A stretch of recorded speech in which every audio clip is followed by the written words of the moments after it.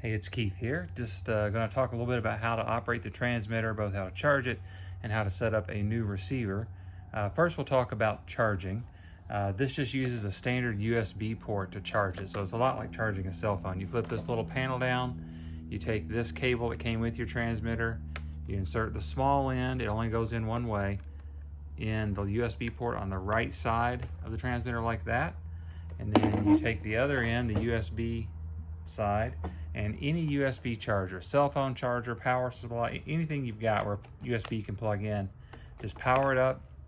The transmitter handles all the charging inside. The green light means it's charging, and it will, I can't remember if it goes blue or goes out, but that indicator will change whenever the charge level is done. And these batteries have enough juice in them that you can run an entire competition, day-long competition on one charge. Probably wouldn't hurt to charge in between rounds, but it will last all day as long as you don't leave it on the entire day. Make sure you're turning it off when it's not in use. So that's how you charge. So our transmitter is charged. Let's go ahead and turn it on. And what we're gonna do, we're gonna hold down the power button. That's the button right here in the center. We're gonna hold it down until we see 4 dots, and we'll feel a little vibration right there. Welcome, Robot Gladiator Pilot. Transmitter powers up. It's gonna give me a couple of warnings. And I did that intentionally. That's just telling me that my switches or my sticks are not in the position that I want. Now this one also gave me a warning. It says fail-safe. I have not set a fail-safe position. We'll talk about that in just a minute. For now, I'm just gonna press the key and go into the menu. Now that we're on the main screen, I wanna show you how to get into the setup portion of this transmitter. This little 3-line button here, some people call it a hamburger button because it looks like 2 buns and a piece of meat. Just tap it, and one time you'll see that you go into the area where you can select different models. You can have different settings for your robot, and you can save them as under different slots in here. Right now for the Pilot transmitter, we're all using Pilot 100, which is one that I created for you. What I'm going to do from here, when the light goes out, by the way, you can just move any of the controls, it'll come back on. I'm going to tap Page, and this goes into the setup menu. Now, if I keep tapping Page, there's all kinds of different things that I can change on this transmitter. We don't want to do that. We want to just tap one time and see the setup menu. Next thing I'm going to do is I'm going to rotate this little dial. I'm going to rotate it backwards or counterclockwise. I can go clockwise. This is a scrolling menu, so I can get to the same place. But what I want is at the bottom of this list, so I'm going to rotate counterclockwise. And what I'm looking for is the section called Internal RF. It's right here, internal RF. And the first thing I want to check is the mode that this transmitter is in. It should have shipped in access mode. If you need to change it, you just press down on this little scroll button. It'll start to blink, and you can rotate through the different modes that this transmitter can do, including off, which you definitely don't want. So I'm going to make sure it says access right there, and I'm going to press again to accept that. Channel range, we're not really going to fool with that. That's a more advanced function. That's for if you wanted to run multiple receivers in off of one transmitter instead of where we're doing 2 transmitters and 2 receivers. RX number, that stands for receiver number. You can assign an ID to your receivers. This is the receiver, by the way. This is the part you installed in your robot. And you could use that in various programs to swap around. That's a more advanced function. Receiver number 1 is fine. It's not going to hurt anything to call it receiver 1, or honestly, if you just for whatever reason want to change that number, that's fine too.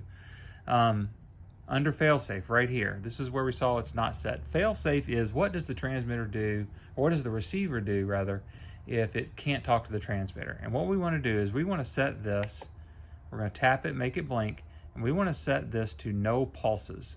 So we want the receiver to basically stop sending signals, period, if it doesn't hear from the transmitter. So that should shut down everything in the robot and make it stop moving.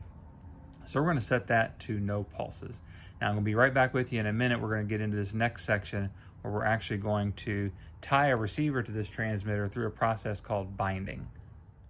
So we're going to bind the receiver to the transmitter, and right now what I've created is a very simple representation of what's in your robot. We've got the battery, which would normally go through the circuit breaker. I've bypassed that, and we're going directly into this DC to DC converter. So we're taking the high voltage in the battery, which is a little over 12 volts, and we're dropping it down to 5 volts, which is what the receiver needs. So we need to make sure that we've got power ready and available to bind the receiver. The receiver itself, what we're going to do is we are going to press down on this little section right here. There's a little button. You can kind of feel it click when you press down on it.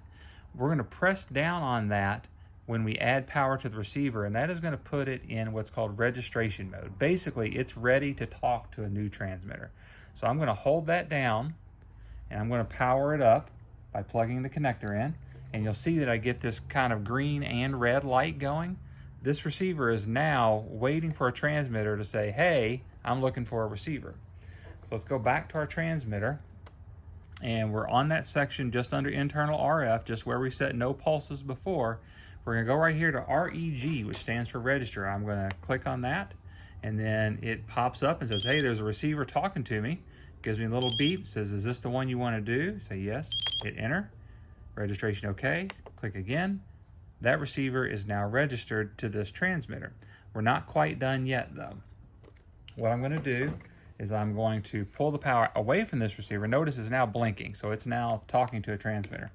I'm going to pull the power away from the receiver, go back to the transmitter, and now we want to not only register it to this transmitter, we want to bind it to this particular model. So I'm going to, scroll down where it says receiver 1 BND. I'm going to press in on that, and now it is waiting for a receiver to power up. A receiver that's already registered to the transmitter. So I'll power it up. There it goes. As soon as I did that, I got this little selection here. It says select RX R10. Click on that, bind successful. Okay. That's it. We're all done. This receiver is now bound both to this, registered to this transmitter rather, and bound to this particular model in this particular setting. So if we change to a different model or a different setting, we'll have to do the binding again, but not the registration. So hopefully that gets you going. One more thing I will cover.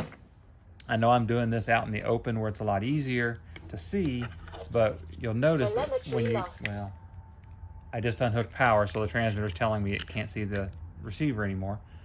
What I was going to say is you'll notice that when it's in the mount that is in your robot, there's a little cutout right over the hole. You can get your finger down in there and press that button. It might take two people, maybe somebody with some skinny fingers, to reach in there and press down that. Just make sure you feel it click. Make sure you feel it press all the way down when you're trying to do the registration portion. Again, any questions, reach out to me. I'm happy to help. Thanks.